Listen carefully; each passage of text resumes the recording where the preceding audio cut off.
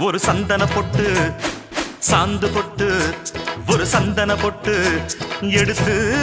வச்சுக்க மாமா பூ முடிச்சு ஒரு சேலைய கட்டு